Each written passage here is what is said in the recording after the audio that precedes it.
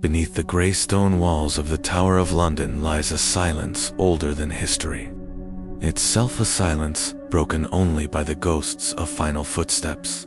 Here, where crows circle above ancient battlements, the air still carries whispers of prayers, betrayal, and the soft cry of steel meeting flesh. The Tower, England's crown of power and cruelty, was never built for mercy. When William the Conqueror ordered its construction in the 11th century, the tower was meant to be a fortress of dominance, a symbol of royal might carved from stone and fear. Over the centuries, it evolved a royal palace, a treasury, an armory, and finally, a prison.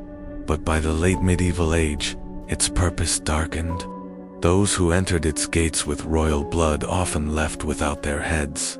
Unlike the public beheadings on Tower Hill, the executions that took place inside were reserved for those whose deaths were too politically dangerous for a crowd.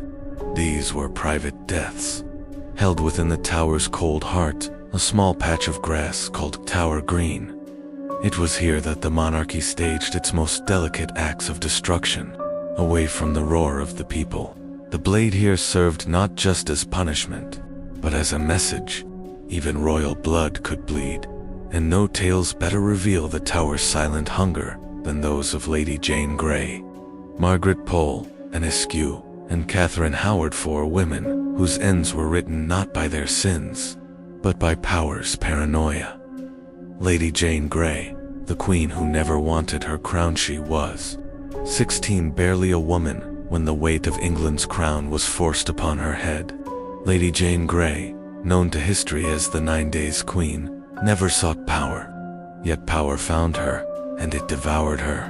When King Edward VI, the frail Protestant son of Henry VIII, lay dying in 1553, England stood on the edge of a religious war.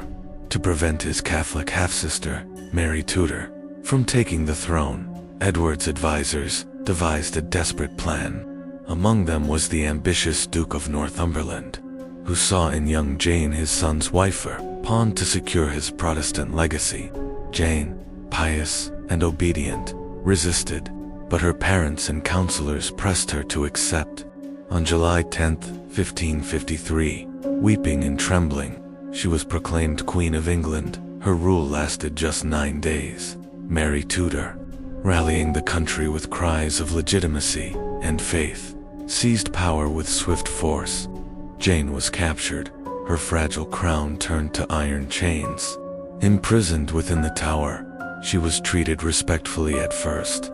Mary even considered mercy, but when Thomas Wyatt led a rebellion to restore Jane, her very existence became a threat too dangerous to ignore. On the morning of February 12, 1554, Jane was led from her cell to Tower Green. She wore a simple black gown and carried a small prayer book bound in velvet, witnesses said. Her composure was angelic, her voice calm. "I am come hither to die," she said softly, "and by a law I am condemned to the same." Her words floated in the cold air like final psalms. Then came the moment that froze centuries. Blindfolded, Jane reached out for the block, her hands trembling. "What shall I do? Where is it?" she whispered. A bystander guided her gently, and as her fingers found the wood, she laid down her head. The axe fell once, and England's youngest queen slipped into legend. Her death was not justice, it was theater, a warning written in blood to those who dared to defy the throne.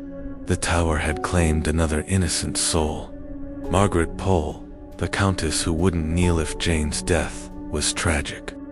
Margaret Pole's was monstrous, born into the ancient Plantagenet line, the royal blood that once ruled England. Margaret was the daughter of George, Duke of Clarence, and niece to 2 kings. Her lineage was her curse. By the time she reached old age, she was one of the last surviving threads of a dynasty that haunted the Tudors like a ghost. Under Henry VIII, she had been honored maid Countess of Salisbury, in her own right, and trusted as governess to Princess Mary. But royal favor in Tudor England was as deadly as it was dazzling. When Henry turned against Rome and declared himself head of the church, Margaret's family stood on dangerous ground. Her son, Reginald Pole, a cardinal in exile, denounced Henry's actions, calling him a heretic and a tyrant. Henry's wrath was absolute. He could not reach Reginald, so he struck his mother instead. In 1538, Margaret was dragged from her home without trial, accused of treason through association. She was old, frail, and utterly bewildered, yet she endured 2 years of imprisonment in the Tower's damp cells, her only crime being her blood. On May 27, 1541, she was summoned to Tower Green. No scaffold had been properly prepared. No trial, no confession. She stood tall, proud, her silver hair falling around her lined face. When the executioner ordered her to kneel, she refused. "So should traitors do," she declared, "and I am none." What followed was chaos.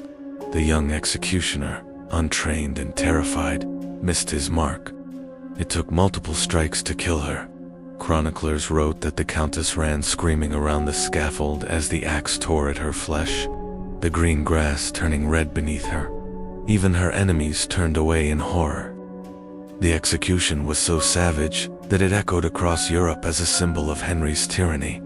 Margaret Pole's grave lies in the chapel of St. Peter ad Vincula, unmarked and bare. The woman who once governed princesses was erased from her own story, but the curse of her death would outlive her king. And Askew, the fire, and the faith in, a time when words could kill, and Askews were fire. She was born into privilege, but chose defiance. A scholar, poet, and relentless believer in her Protestant faith, and dared to read and preach the Bible in English, a crime for which men burned, and women were silenced. Married against her will to a Catholic husband, she fled her home rather than abandon her convictions. In 1545, she was arrested for distributing banned books. Released once, she could have fled. Instead, she returned to London and continued to preach. It was a fatal decision. In 1546, she was arrested again, this time under the order of the Lord Chancellor, Thomas Wyatt-Thestley, and Sir Richard Rich, 2 of Henry VIII's most ruthless enforcers. They sought names, other Protestant reformers hidden among the nobility, and gave them none. When threats failed, they resorted to torture. Inside the Tower's dim interrogation chamber, she was bound to the rack, steel turned, joints snapped, and bone pulled from socket. Yet not a word escaped her lips. Even her torturers grew uneasy, begging her to speak. She simply recited scripture. By the time her shattered body was carried to Smithfield on July 16, 1546, she could no longer stand. Witnesses said she was tied to the stake in a chair, too broken to hold herself upright. The crowd watched in silence as flames swallowed her. A bag of gunpowder tied to her chest exploded, ending her suffering in a flash of light. And Askew's ashes mingled with the dust of the city, but her words survived. "I would rather read 5 lines of the Bible than hear 5 masses in the church." She was no traitor. She was a prophet burned by her own king. Part 2. The Blood of Queens and the Price of Silence. Tower of London was no longer just a fortress. By the mid-16th century it had become an altar, a place where the monarchy sacrificed flesh to preserve power, and few offerings were as tragic as the young and ill-fated Catherine Howard. Catherine Howard, the queen who died too young, she was light and laughter, a bright spark in the twilight of Henry VIII's reign. Barely 17, Catherine Howard was everything the king's failing body could no longer be: youthful, radiant, alive. When he looked at her, he saw redemption. What she found was doom, a cousin to Anne Boleyn. Catherine grew up in the household of the Dowager Duchess of Norfolk, surrounded by gossip, music, and danger. She was poorly educated and easily swayed by affection. When she caught the king's eye in 1540, Henry was nearing 50, crippled by ulcers and rage. He called her his rose without a thorn. Within months, she became his 5th wife. But the glittering crown masked a poisoned fate. Rumors of Catherine's flirtations before marriage began to surface, secrets whispered by servants who sought favor. When the King's Council uncovered love letters exchanged with Thomas Culpeper, one of his courtiers, Henry's heart turned to stone. She was arrested in November 1541, taken by boat along the dark Thames to the tower she had once visited in triumph. There were no crowds this time, no music, only silence and chains. She begged to see the king, to plead for mercy. He refused. On February 13, 1542, she was led to the scaffold on Tower Green. Contemporary accounts describe her as calm, almost detached. The night before, she had practiced laying her head on the block over and over, so that she would not tremble when the time came. As the morning fog rose, she stepped forward in a gown of white, her hair loose about her shoulders. The executioner waited. Catherine knelt, placed her head upon the block, and whispered a final prayer. One clean stroke, and she was gone. Her body was buried beside her cousin Anne Boleyn, beneath the chapel floor. The stone above her grave bears no name, only silence. The tower's legacy of blood, the stories of these women: Jane Grey, Margaret Pole, and Askew, Catherine Howard, bound not just by the walls that held them, but by the hands that silenced them. Each died at the crossroads of faith, ambition, and fear. Each believed, in their final breath, that truth would outlive terror. The Tower of London stands today as a museum of armor and jewels, but beneath its stones, the earth remembers. The green where these women died still hums with an unseen chill. Visitors speak of cold air brushing their necks, of faint weeping near the chapel at dusk. Perhaps it is only the wind, or perhaps it is the tower, reminding England of the price it once paid for power. For centuries, monarchs used the tower to shape history through death, but history, in its quiet rebellion, has done the same to them. The blood that darkened Tower Green has long since dried, but its memory endures, pulsing beneath the cobblestones, whispering that even crowns are mortal. Lady Jane's prayer, Margaret's defiance, Anne's fire, Catherine's tears. Each one became part of the tower's unholy heart. Their names were meant to be forgotten. Instead, they became immortal. The tower remains, its ravens circling, its walls watching. Empires crumble, kings fade, and crowns change hands, but the tower endures, and in the silence of its stones, if you listen closely, you might still hear it, the echo of footsteps, a soft prayer, and the fall of the axe. By the mid-16th century, the Tower of London was no longer just a fortress. It had become something far colder, a stage where crowns crumbled, prayers were silenced, and innocence was measured in drops of blood. Beneath its towering battlements, the grass of Tower Green had drunk deep of England's royal veins. Here, truth and treason were decided not in courts, but under the swing of an axe. The monarchy ruled by divine right, yet the tower proved one divine truth above all. Even God's anointed could fall to human fear, and in that age of terror, no story glows more tragically than that of Catherine Howard, a child queen whose beauty became her curse.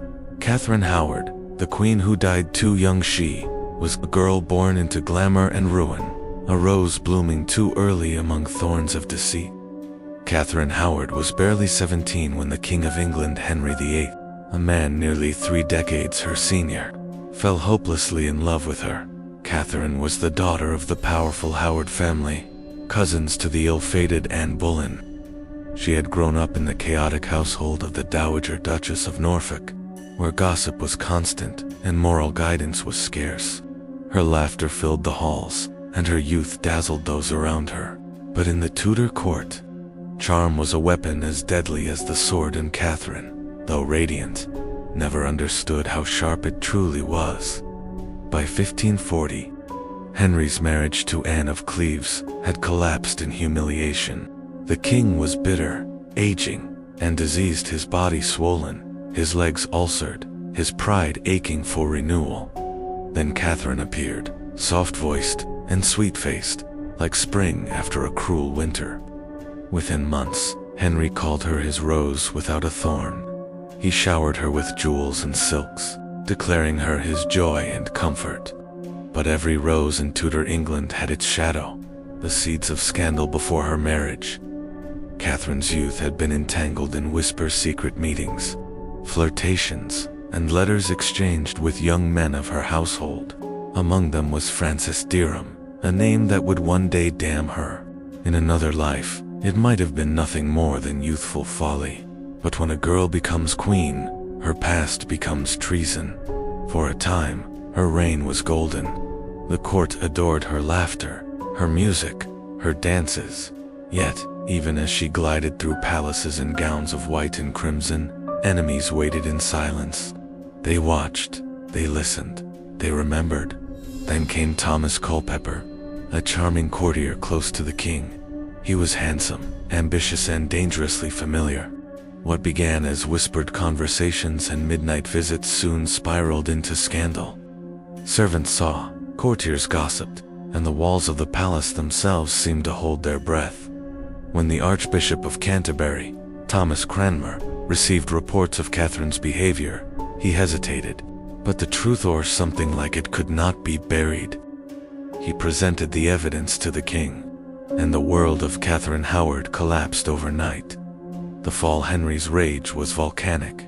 The man who had once written love songs now demanded blood. Catherine was accused not just of adultery, but of treason, the crime of betraying her king. She was seized in November 1541 and taken to the Tower of London by barge. The river was dark that night, reflecting no moonlight, only the flicker of torches along the stone walls. This was the same path Anne Boleyn had taken 5 years before. Catherine knew, in her trembling heart, that she would not leave alive inside the tower. She begged to see the king, to plead for mercy, for forgiveness, for love. The request was denied. Henry refused to look upon her again. For days, she was left in isolation, weeping in her chamber. Witnesses said her cries echoed down the corridors. Some claimed she grew delirious, calling out Thomas Culpeper's name. Others whispered that she had gone mad. But on the eve of her death, she found her composure. That night, she asked that the block be brought to her cell, so that she might rehearse placing her neck upon it. "I would die with grace," she said quietly. On the morning of February 13th, 1542, the fog lay thick over the tower. The crowd that gathered on Tower Green was smaller than usual, only nobles and guards. No cheering, no jeers, only silence. Catherine emerged, dressed in a simple white gown, her long auburn hair flowing down her back. She knelt beside the block and prayed. No final speech was recorded, only stillness. The executioner raised his axe. One clean stroke. The girl who had been queen was gone. Her body was laid beside that of her cousin, Anne Boleyn, in the chapel of St. Peter ad Vincula, beneath the cold stones of the tower floor. No monument marks the spot, only a brass plaque, silent as the grave it guards. Catherine Howard's name became a whisper in history, her story a warning. The tower had claimed yet another victim of love and power, a child, destroyed by the desires of kings. The tower's legacy of blood, the stories of Jane Grey, Margaret Pole, and Askew, and Catherine Howard, are threads woven into the same dark tapestry, the tapestry of the tower itself. Each woman, born into nobility or faith, became a mirror reflecting the cruelty of absolute rule. Each was silenced in a different way, but all by the same hand, fear disguised as justice. The tower's purpose had shifted over centuries, from fortress to palace to prison, but in every era, it remained what it was always meant to be, a monument to control. Its thick walls muffled confessions, its stones absorbed prayers. The green, where sunlight now falls softly, once trembled beneath the cries of the condemned. The air itself remembers. Visitors who walk the grounds today often speak of an eerie quiet, a coldness that seems to rise from the earth. Some claim to hear footsteps behind them when none are there. Others say they've seen a pale figure drifting near the chapel at dusk, headless, clothed in white. They call her Catherine, or Jane, or Anne. No one can ever tell. Power, faith, and fear reach execution at the tower, revealed more than political strife, exposed the fragile balance between crown and conscience. Lady Jane Grey's death marked the clash between faiths, Protestant against Catholic. Margaret Pole's death revealed the paranoia of a king who feared his own blood, and Askew's death showed that belief itself could be branded heresy, and Catherine Howard's death proved that innocence offered no defense against desire. Together, they turned the tower from a fortress of kings into a symbol of tyranny. The same stone that guarded the crown also guarded its crimes. Even centuries later, the tower's silence feels alive. When the wind moves across Tower Green, it carries something more than air. It carries memory, echoes of the dead in 1876. During a quiet restoration of the chapel of St. Peter ad Vincula, workers uncovered bones beneath the floor, small, delicate, and scattered. The remains were believed to belong to the women executed there long ago. They were gathered and reburied with solemn ceremony. Yet even in that act, something uncanny lingered. As one historian wrote, it was as though the tower itself was exhaling the ghosts it had kept too long. The names etched into brass within the chapel are brief, easily missed. But to those who know their stories, they read like verses of a dark hymn. Jane Grey, Margaret Pole, and Askew, Catherine Howard, each one a reminder that the tower did not simply kill it, remembered. The tower today, centuries have passed. The moat is dry, the ravens are fed, and tourists walk the cobblestones where executioners once stood. The crown jewels gleam just a few steps away from the site where heads once fell. Children laugh, cameras flash, but if you stand still, beneath the shadow of the white tower, and close your eyes, you can almost hear it. A faint sob, a whisper, a single question. Where is it? Lady Jane Grey's final cry, echoing through time. History may try to sanctify the tower as a relic of heritage, but it remains something far more primal. It is England's monument to fire, its beauty, built on blood, its legacy carved in grief. Epilogue, the crown's price. Power has always been paid for in lives. In Tudor England, it demanded a tribute of youth, beauty, and faith. And so, the Tower of London became the altar upon which these offerings were made. The blade fell not just on necks, but on dreams, on love, on innocence, and in its wake, it left questions that no crown could silence. How many lives must be taken to preserve the illusion of power? How much blood is enough to keep a kingdom whole? For those answers, you need not look to books or records. You only need to look to the tower itself. Because the tower remembers, always.